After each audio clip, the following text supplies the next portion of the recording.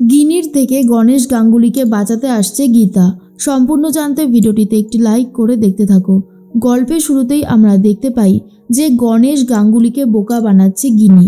গিনি তখন গণেশ গাঙ্গুলিকে বলতে থাকে, এখনো সময় আছে বাবা, নিজের প্রতি সমস্ত অন্যায়ের বদলা নাও। তোমাকে যে অপমান করেছে, তোমার সাথে যে অন্যায় করেছে, সেই অ্যাডভোকেট অগ্নিজিৎ মুখার্জিকে তুমি ছেড়ো না, কিছুতেই না। তাদেরকে তুমি উচিত শিক্ষা দাও যারা তোমার সাথে এত বড় অন্যায় করেছে। গণেশ গাঙ্গুলি বলে, আমার কাছে কি আছে যে আমি বদলা নেব? আমার কাছে কিছুই নেই বদলা নেওয়ার মতন।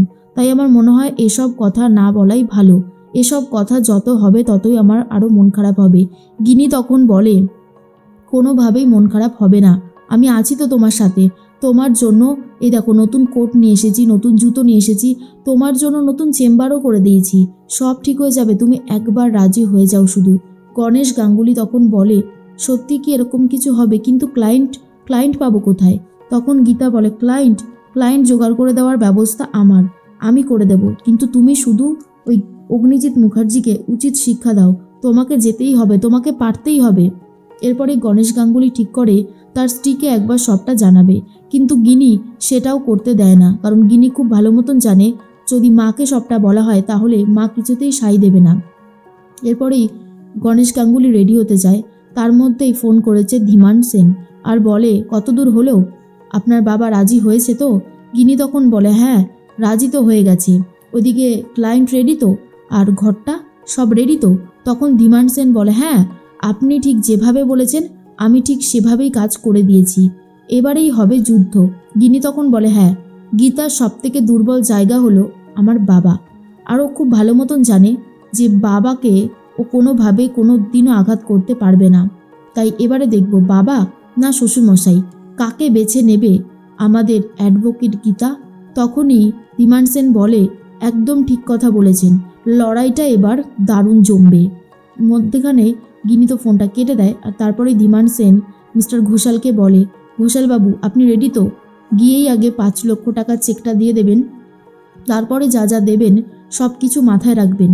আর চেম্বারটা সেটা খুব সুন্দর করে সাজানো গোছানো রয়েছে তো? তখনই ভজন বলে, হ্যাঁ আমি একদম সব পছন্দ মতন সব কিছু রেখে দিয়েছি, একবার যাবেন আর দেখবেন কত সুন্দর ব্যবস্থাই না করেছি। এর মধ্যেই গণেশ গাঙ্গুলি তো রেডি হয়ে গেছে। গিনি তখন বলে, বাবা তুমি তো রেডি হয়ে গেছো, তাহলে চলো শুভ কাজটা সেরে ফেলি, আর দেরি করে কি লাভ? এখন থেকে তুমি অ্যাডভোকেট গাঙ্গুলি, আর তোমার জন্য আমি আলাদা একটা চেম্বার করে দিয়েছি। এখন শুধু দেখবে যে অগ্নিজিৎ মুখার্জিকে তুমি বলে বলে হারিয়ে দেবে কেসে। এর মধ্যেই স্বস্তিক বলে, গীতা তুমি আবার বেরোবে নাকি? গীতা তখন বলে, হ্যাঁ আমার একটু কাজ আছে, আমাকে বেরোতে হবে, আমি বাবু সোনার বাড়িতে যাব। তখনই স্বস্তিক বলে, কেন? ওখানে যাওয়ার আবার কি দরকার? তোমাকে ওখানে যেতে হবে না। কিন্তু গীতা বলে, না আমাকে যেতে হবে, আমার মাথার আঘাতটা এখনও দগদগ করছে। ওকে বোঝাতে হবে যে ক্রাইম করলে তার শাস্তি হবেই হবে, ক্রাইম করে কেউ পার পেয়ে যায়নি আর পার পেয়ে যাবেও না। মেহেক তখন বলে, ঠিক আছে তাহলে চলো আমরা বেরোই। এর মধ্যেই তখনই গীতা ভাবে যে একবার বাবার সাথে কথা বলাটা খুব জরুরি। বাবাকে তো ফোন করতে থাকে, তখনই ফোনটা ধরতে চায় গণেশ গাঙ্গুলি, ফোনটা নিয়ে নেয় গিনি আর বলে, কে ফোন করেছে দেখি? ও গীতা। এরপরে গিনি বলে, ফোন করেছিস কেন বাবাকে? তুই বাবার খেয়াল রাখিস আদৌ? গীতা বলে, তুই তো রাখিস, বল না বাবা কি করছে, বাবা ঠিক আছে তো, বাবার শরীর কেমন আছে? কিন্তু গিনি তখন বলে, তুই বরং তোর শ্বশুরমশাইকে নিয়ে ভাব, বাবার প্রতি তোকে কোনো যত্ন নিতে হবে না, বাবার নিজের বড় মেয়ে আছে, বড় মেয়ে সামলে নেবে, ছোট মেয়েকে আর দরকার পড়বে না। গীতা বুঝতে পারে কোথাও একটা গন্ডগোল হচ্ছে, কারণ যখনই গিনি এরকমভাবে টেরা উত্তর দেয় তখনই কোনো একটা খারাপ কাজ গিনি করে। কিন্তু গীতা সেই মুহূর্তে আর কিছু না করলেও পরে কিছু করবে বলে ঠিক করেছিল, তার আগে বাবু সোনাকে জব্দ করতে বেরোচ্ছে। এরপরেই গণেশ গাঙ্গুলিকে তার চেম্বারে নিয়ে গেছে গিনি আর বলে, দেখো তো বাবা চেম্বারটা কেমন হয়েছে। গণেশ গাঙ্গুলি নিজের চেম্বারকে দেখে পুরো মুগ্ধ হয়ে যায়, কারণ পুরো টিপটপ করে সাজিয়ে রেখেছিল গিনি ধীমান সেনকে যেভাবে বলেছিল ভজন মিত্তির ঠিক সেভাবেই সাজিয়ে রেখে দিয়েছে। এরপরে গিনি বলে, বাবা এই চেম্বারটা শুধু তোমার জন্য, এখানে তুমি আসবে, কেসের সলিউশন করবে, কেস স্টাডি করবে, সব কিছু করবে। তখনই গণেশ গাঙ্গুলি বলে, কিন্তু এসবের কি কোনো দরকার ছিল? আমার তো মনে হচ্ছে কোনো দরকার ছিলই না, কিন্তু গিনি তখন বলে দরকার ছিল, দরকার নেই এরকমটা বলো না। এর মধ্যেই চলে এসেছে মিস্টার ঘোষাল ক্লায়েন্ট সেজে আর বলে আসতে পারি, আমি আপনার জন্য একটা কেস নিয়ে এসেছি, আর এই কেসটা লড়লে আপনাকে আমি টাকা দেব। প্রথমে 5 লক্ষ টাকার একটা চেক রাখুন। তখনই গণেশ গাঙ্গুলি বলে 5 লক্ষ টাকার চেক? গিনি বলে হ্যাঁ, এখন তো সবাই উচ্চ আদালতে লড়ে এরকমটাই নেয়। তুমি তো জানো না বাবা, তাই তোমার অসুবিধা হচ্ছে। তুমি এই টাকাটা নিয়ে নাও, এটাই হলো তোমার ব্যবসার প্রথম টাকা। এরপরই ধীমান সেন আর ভজন মিত্তির লুকিয়ে লুকিয়ে সবটা দেখতে থাকে। ভজন মিত্তির তখন বলে জানতাম তো যে এইভাবেই সবটা সাজাবে গিনি মুখার্জি। এই গিনি মুখার্জিকে দিয়েই আমাদের অনেক কাজ হয়ে যাবে। ধীমান সেন তখন বলে সত্যি লোকটা কিন্তু এমনি সৎ রয়েছে।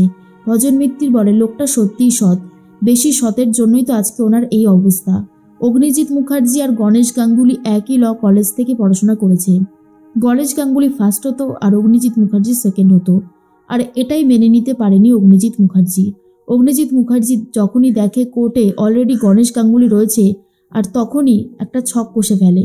গণেশ গাঙ্গুলিকে কোর্ট থেকে বার করার জন্য এমনভাবে প্ল্যানটা সাজিয়ে নিয়েছিল যেখানে আগে থেকেই সব কিছু রেডি হয়েছিল, আর তারপরে তো গণেশ গাঙ্গুলিকে বদনাম দিয়ে সেখান থেকে জাস্ট বার করে দেয়। আর তারপরেই গণেশ গাঙ্গুলি কাঁদতে কাঁদতে বেরিয়ে যেতেই অগ্নিজিৎ মুখার্জি ফুলে ফেপে ওঠে। এবারে আপনি নিশ্চয়ই সবটা বুঝতে পেরেছেন। তখনই ধীমান সেন বলে হ্যাঁ, এ তো জলের মতন পরিষ্কার, না বোঝার তো কিছুই নেই। গণেশ গাঙ্গুলি কি করবে বুঝে উঠতে পারছিল না। তার মধ্যে গীতা আবারও ফোন করেছিল গণেশ গাঙ্গুলিকে, কিন্তু গিনি আবারও ফোনটা ধরে আর বলে কেন বারবার ফোন করছিস বাবাকে? গীতা বলে তুই কেন ফোনটা দিচ্ছিস না, বাবার ফোনটা বাবাকে দে। কিন্তু কোনোভাবেই গিনি ফোনটা দিতে চায় না আর বলে বাবার সাথে তুই আর যোগাযোগ রাখিস না, বাবা নিজের মতন ভালো আছে, তাকে ভালো থাকতে দে। একটা কথা ভুলে গেলে চলবে না যে তুই এখন শ্বশুরবাড়িতে রয়েছিস আর তুই তোর শ্বশুরমশাইকে নিয়ে খুব বিজি, তাই বাবার দিকটা তোকে ভেবে দেখতে হবে না। এই বলেই ফোনটা কেটে দেয়। গীতা বুঝতে পারে কিছু একটা হয়েছে, বাবার সাথে কথা বলাটা খুব জরুরি। এর মধ্যে গণেশ গাঙ্গুলি সই করে দিচ্ছে, আর অন্যদিকে দেখা যায় পদ্ম তাড়াতাড়ি করে পড়াশোনা করতে থাকে।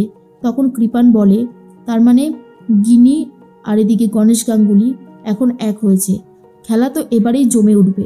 পদ্ম বলে আমি আপনাকে ভালোবাসি, এল ফর লাভ, আমি একবার আপনাকে জড়িয়ে ধরতে পারি? তখন কৃপান বলে তোমার লজ্জা করে না তুমি আমাকে জড়িয়ে ধরবে, একটা পরিচারিকা কোথাকার? এই বলে ধাক্কা দিয়ে সরিয়ে দেয়। তখনই মেহেক এসে ধরে নিয়েছিল পদ্মকে। এরপরেই গীতা চলে এসেছে। মেহেক তখন বলে আমি তো একা আসিনি, আমার সাথে আরও একজন এসেছে। যেই না গীতা ভেতরে এসেছে, গীতাকে দেখার পরেই পুরো অবাক হয়ে যায় কৃপান আর ভয় পেয়ে যায়। বাবুসোনাকে জব্দ করতেই গীতা হাজির হয়ে গেছে বাবুসোনার কাছে।